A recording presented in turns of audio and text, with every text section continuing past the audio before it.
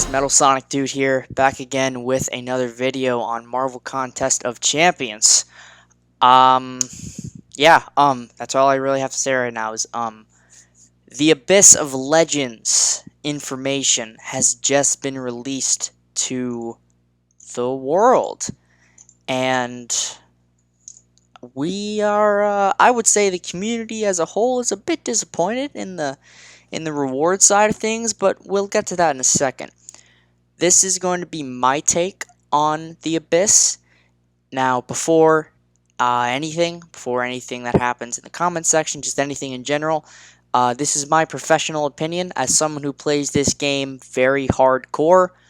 I would say I have a pretty good grip on how the game should function and what things should and should not be done in certain ways.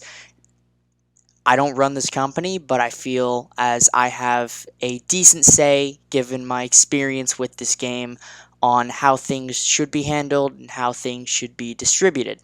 With that in mind, my overall thoughts on the announcement of the Abyss, without seeing any health pools or any champion fights, is it looks very interesting. They said in their post, I think it was November, something along the lines of November, December, where they sent out that forum post of things to come, where it said there was a new Everest coming to the game that would make Labyrinth look like training mode.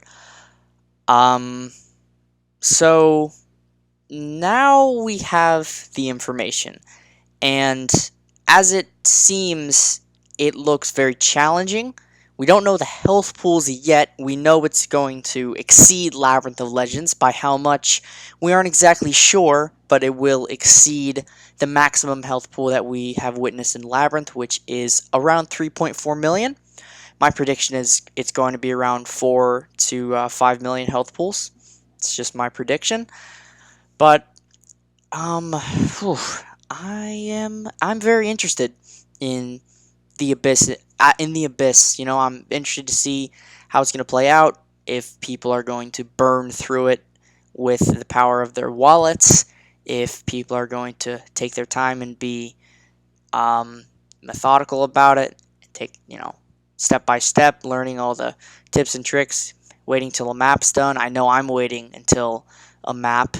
I will probably do some testing streams, but I'm not just going to run in and burn all my units and cry. I don't plan on doing that. I'm going to wait until I have a map so I can, plan out all the things that I need to do and have a generally fun experience in the Abyss, even though it seems very dreadful. So if we scroll down here, it says, doesn't sound so bad. I like your optimism. Shame it won't do any good here.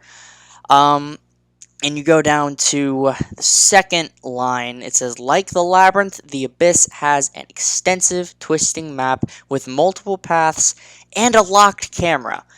That is so disappointing. The paths, yeah, we were expecting paths. But the locked camera, that just really sucks. And I'll get into my true feelings of how some of the devs have been responding to people's concerns, because I think it's a little, how do I say this in a professional, respective manner? The way that some of the devs are responding to people's concerns seem to be a little bit like they don't play their own game, or they don't, have access to their own content. I'll say it that way. But moving on, unlike Labyrinth's 2 global buffs, Abyss has 7. First reading that can look menacing, but some of these, aren't as bad as you may think.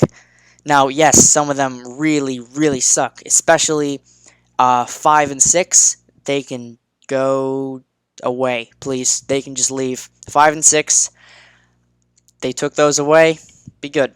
Again, not complaining, just giving my professional opinion. I think it's just, I'll get to why they should be at least altered in a minute, but 5 and 6, I do not like. But we have Brand of Abyss 1. Defender has a 1% chance to evade. 10% chance if they have a class advantage. Basically, don't go against an opponent that has a class advantage, or they will have a 1 in 10 shot at evading any of your attacks. Brand of the Abyss 2. Defenders' basic attacks have a 10% chance to stun, and special attacks have a 100% chance to stun. That's fun. Basically meaning, if you get clipped, you die. So, no room for error. Plus, the evade, that's, always bringing, fun and interactive abyssal evade. Can't wait. But this is interesting. So the attacker's damage per hit is capped at 85,000. Now that's a bit above the original cap in Labyrinth, which is 50k. So, if the cap is 85k, I would assume the health pools are going to be more than Labyrinth, but not substantially more. Because think of it this way. If the health pools in Labyrinth, the maximum health pools are 3.4 million, and the damage cap is 50k. If the damage cap is 85k, the health pools should be around 4 or 5 million, nothing more. There was a video just released by the MCOC Journal and Otrix, major shout out to those guys, they're awesome, showing the Abyss Collector's health pool as 4.2 million. So, hopefully that's the max health pool in Abyss. Be very happy if it was, but you never know. So yeah, damage is capped at 85,000, and it's going to be a little interesting to see how all this plays out when it's officially released. I'm not making any predictions, I'm just preparing for what is to come. So then we have Brand of the Abyss 4. If the defender has a class advantage, they also gain 20% power rate, 20% power gain rate, 1,000 block penetration, and their damage is capped. And their damage cap is reduced to 50% per hit, plus having a 10% chance to evade. Fun times, boys. Fun times. Fun and interactive content that is rewarding skill. Right there. Right there. Then we have Brand of the Abyss 5 and 6. These are the skirmish and warfare charges. So, this really not my cup of tea. This kind of concept reminds me of a mechanic in Transformers Forged to Fight. I'm not sure what the content is called. Something like it's like Labyrinth of Legends, but Forged to Fight. And there's a mechanic in there that is very similar to the skirmish and warfare charges, where every hit that you strike, every landed strike or blocked strike, gives the opponent a charge, but instead of giving the opponent a charge, as in Forged Fight, they lose a charge. And I actually prefer the Forged Fight mechanic, because as long as they have charges, it's a manageable fight. Just give them like 100 charges, and after 8 seconds they start to fall off, but every hit adds a charge. So you have to play on your toes, and you have a little wiggle room, but it's nothing insane. These skirmish and warfare charges, in a nutshell, they kill you. That's what they do. There is nothing here about skill. There's nothing here about being able to manage your combo meter or manage your champion's abilities. It is literally, you reach a certain combo point. With most champions, it's going to be after 240 hits, but sooner, because blocked hits take away charges, so probably something like 200 hits, and you die instantaneously. And supposedly, the thing that goes along with Brand of the Abyss 7, with the skirmish charges, I'm a mess. The warfare charges, when they gain 2 bars of power, when they all are depleted and they go unstoppable and unblockable permanently, slow debuffs will not counter that unstoppable, which makes how much sense? 0. But who is this? Kabam. So yeah, Brands of the Abyss. Some of them seem manageable, others are not skill dependent at all. Very cash grabby would be the word.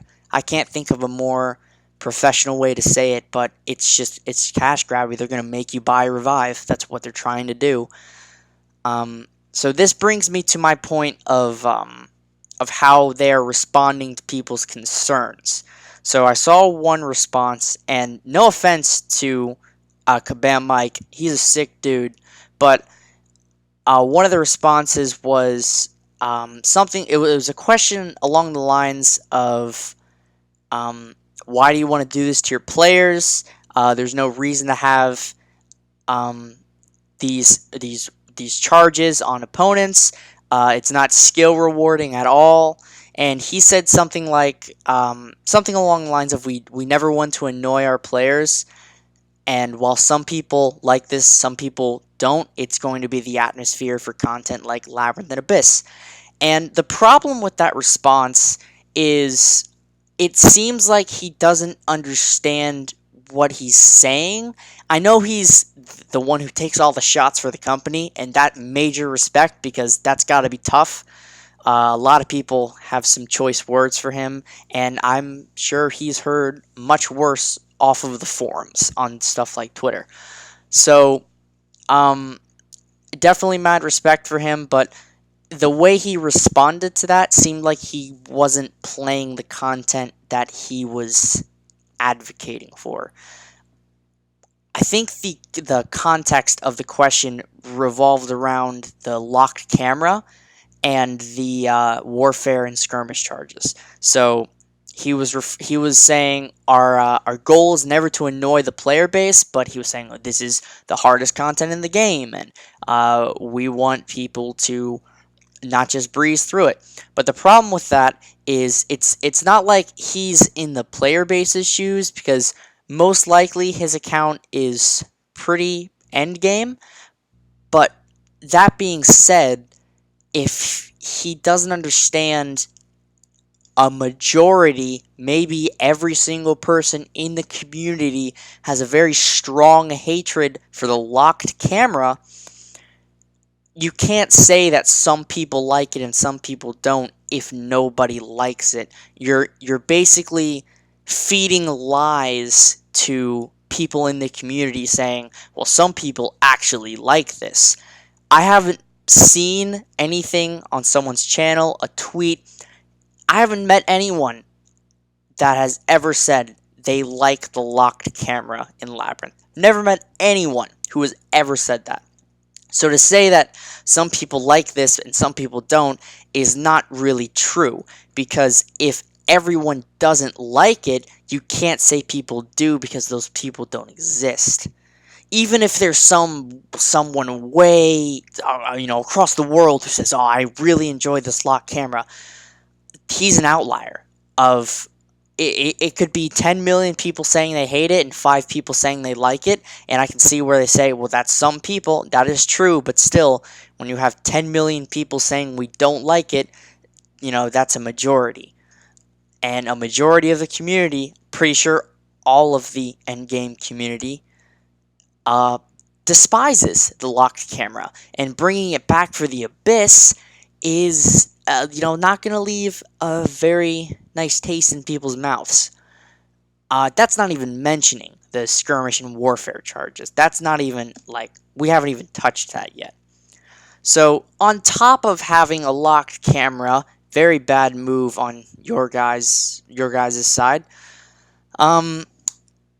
Incorporating the skirmish and warfare charges would have been a great idea if they were handled in a different way. I'm trying to think of a better way to word this, but the skirmish and the warfare charges, in and of themselves, do not reward skill at all. There is no justification for their existence other than to drain the units and the resources of the player encountering them. I don't see any mechanic in these warfare and skirmish charges whatsoever that is of any benefit to the player, showing an amount of skill, a varying amount of skill. When you run out of warfare charges, you're dead. You can't counter the unstoppable. They're unblockable. They gain 2 bars of power. You can't do anything. You're dead. And the way you gain, the way they have these charges is the challenger rating of the champion that you use. That times 2 is how many skirmish and warfare charges they have in total. So if you're running with a 565 5-star, the opponent will have 240 total skirmish and warfare charges, 120 skirmish. Am I saying that? Yeah, skirmish. Yeah. If I'm saying it wrong, forgive me. But you'll have 120 skirmish and then 120 warfare, and that's it. You're dead after that. So you get 240 hits basically. But again, blocked hits count, so you have to remember that. Yeah. All right. Well, really don't know what else to say. I guess I could talk about the rewards a little bit, and what I'm a little disappointed in, or kind of a lot. And I know Legacy is gonna make a video on this. I just kind of wanted to jump the gun a little bit because I was gonna make a Abyss overview on this post and my plans to do it, my plans for it. But I guess I can mention this as well, but I won't go as deep as I think Legacy is going to go in his video. So whenever he makes a video on this, he's probably going to point this out. So take what I'm saying with just, a little, take what I'm saying with a grain of salt. Would that be, no, just understand what I'm trying to say, and then put that into what Legacy is going to say in his video on this. That's what I was trying to say. Grain of salt was not the right analogy. Okay, whatever.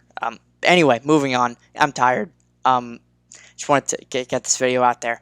But the rewards are very similar to Labyrinth of Legends, but to be honest, my professional opinion, a little underwhelming. 2 reasons. 1, the Tier 5 class catalysts are not class catalyst selectors. This is the biggest issue I have with these rewards. If they just changed this, I would be content. I would be super happy. The reason I am very upset that they are crystals is, imagine you complete Abyss, right? You get your initial completion, you get a Tier 5 class catalyst crystal. The ability to take a 6-star to the next rank. Almost no one in the game can do that. There's only a handful of people in the top tier alliances that have rank 3 6-stars. This is your chance to get a rank 3 6-star.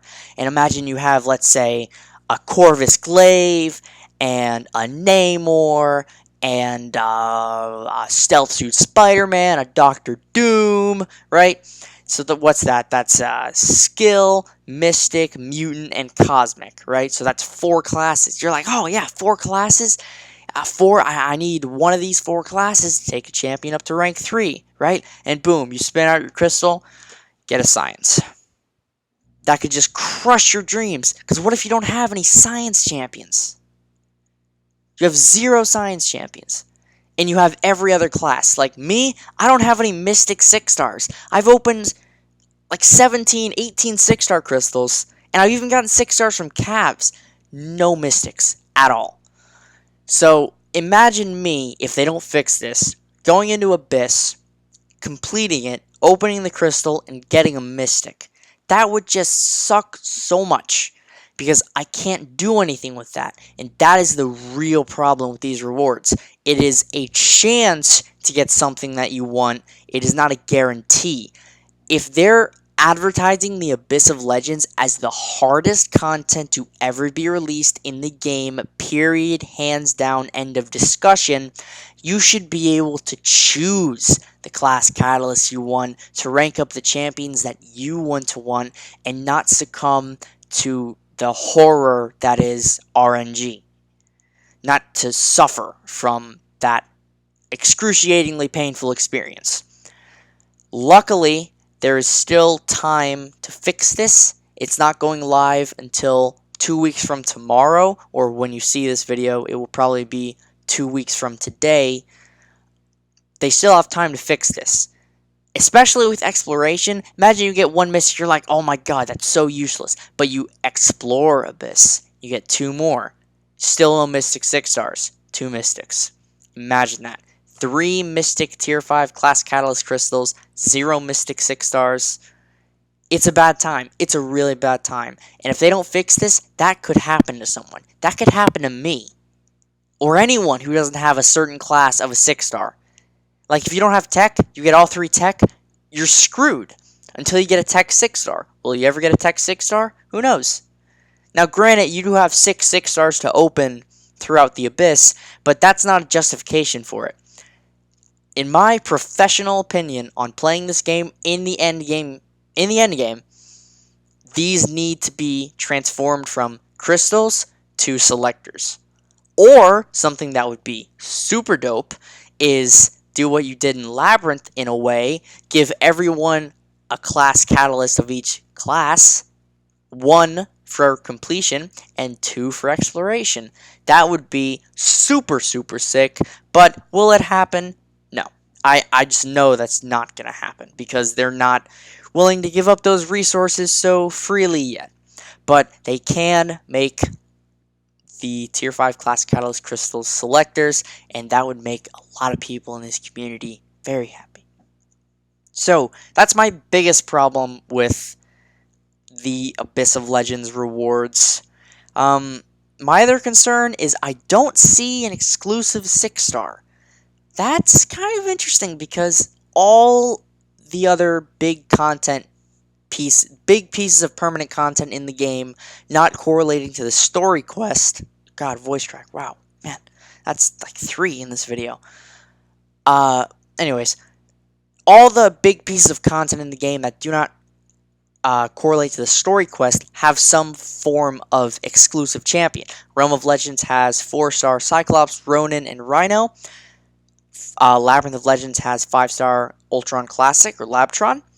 And I would assume the Abyss of Legends would have a champion like Wolverine Weapon X, maybe, because he was just added to the available champion roster. So maybe that's just a secret thing that they're hiding until Abyss gets released in 2 weeks. But what I really want to see changed is the Tier 5 class Catalyst Crystals to Catalyst Selectors. That would be fantastic. And I think if Kabam really wanted the community to be happy and really wanted to strive to form a better connection with their player base, they would make this change because it's not too late.